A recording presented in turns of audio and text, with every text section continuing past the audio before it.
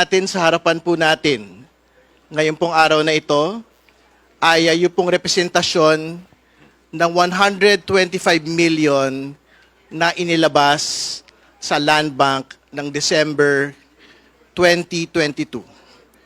Ito po yung pera na ibinigay ng Land Bank kay Ms. Acosta at binigay po ni Ms. Acosta kay Mr. La Chica under the instruction of the Vice President, under instruction of Vice President Sara Duterte.